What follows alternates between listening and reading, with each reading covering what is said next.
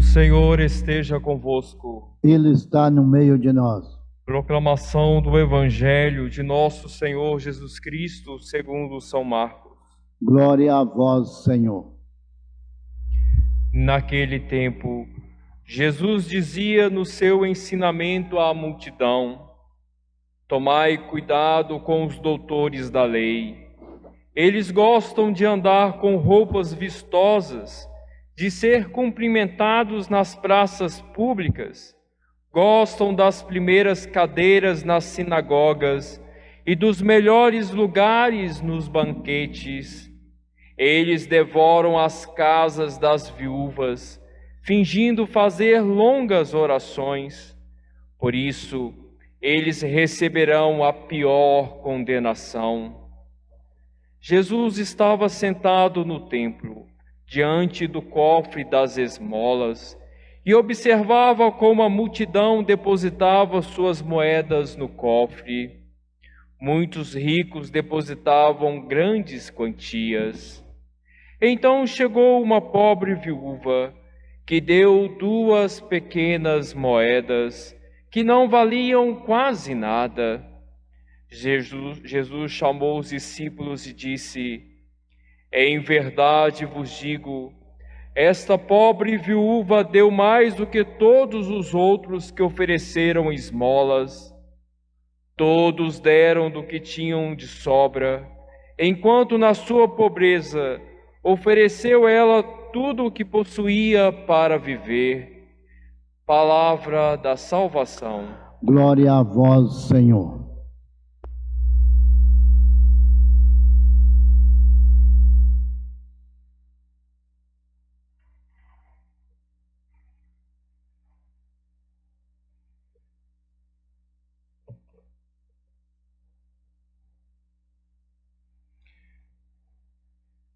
Chegamos praticamente ao final da carta que Paulo escreve a Timóteo, tratando-o como um filho espiritual, aquele que foi gerado na prisão.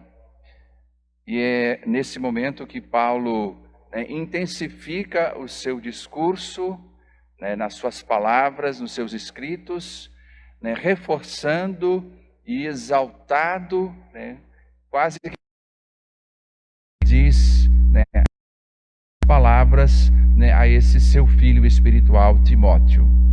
É preciso que você se empenhe de verdade, a tempo e a contratempo, para pregar a palavra de Deus.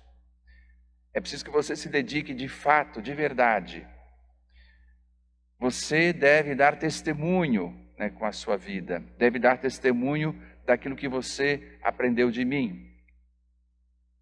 Eu passei a você o Evangelho, e você deve tomar esse Evangelho na sua vida, vivê-lo, ruminar esse Evangelho cada dia, experimentar, saborear a palavra de Deus e ao mesmo tempo comunicá-la aos irmãos, a todos, aos de casa e aos de fora.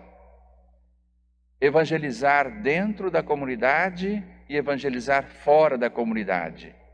Não há, portanto, barreiras, não há fronteiras para o pregador ou para a palavra de Deus, se assim o quisermos. A palavra, ela tem seu destino já traçado por Deus. Ela chega a todos os recantos. Mas quem eu vou enviar, diz a palavra mesma. Quem vou enviar?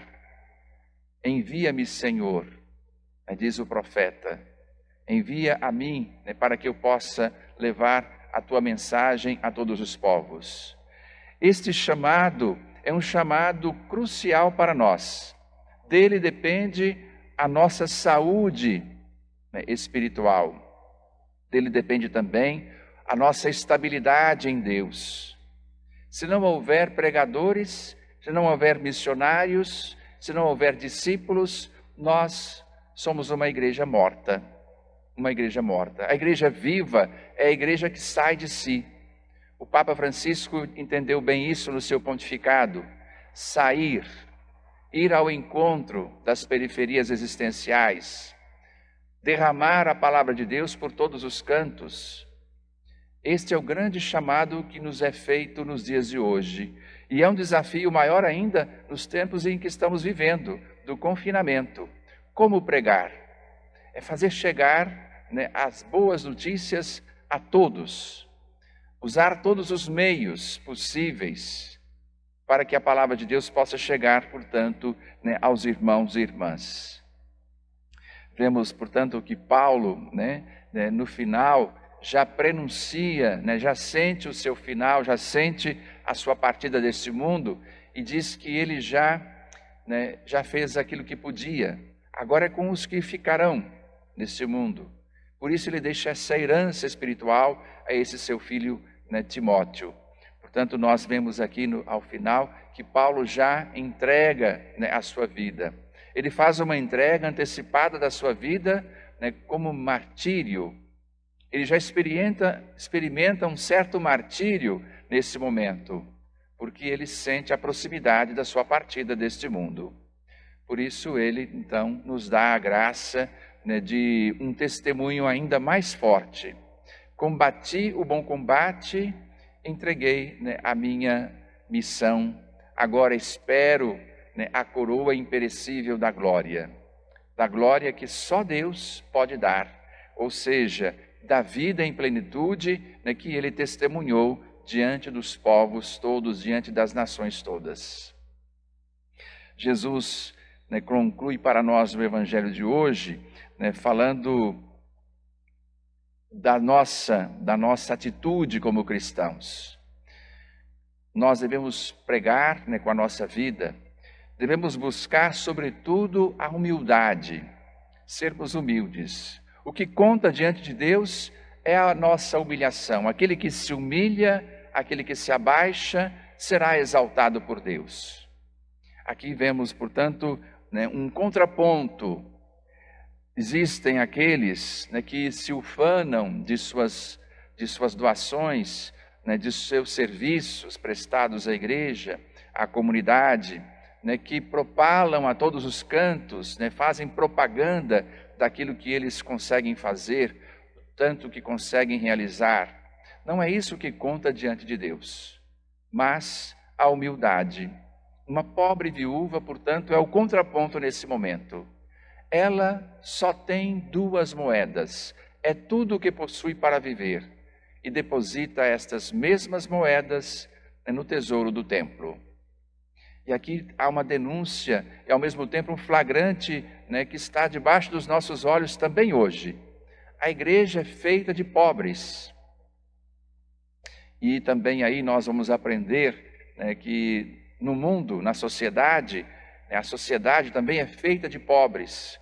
Os governos são feitos de pobres. É os pobres que sustentam o sistema.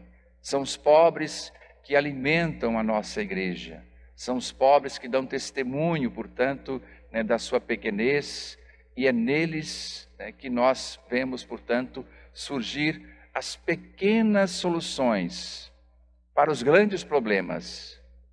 Como solucionar grandes problemas sociais? Com pequenas soluções, com pequenas iniciativas.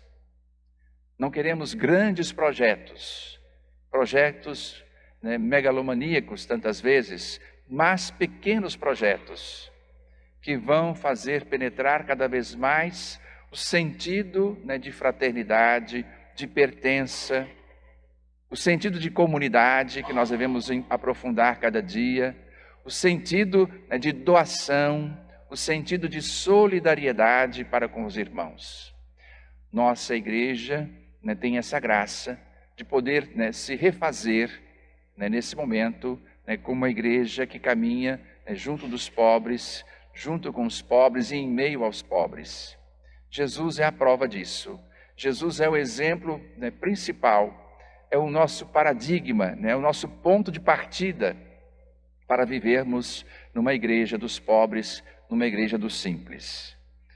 Que o Senhor nos conceda essa graça e possamos viver como essa viúva que Jesus coloca aqui no centro, como solução para os grandes problemas do nosso tempo.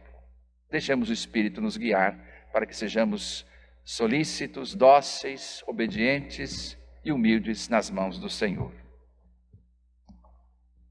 Louvado seja nosso Senhor Jesus Cristo. Para sempre seja louvado.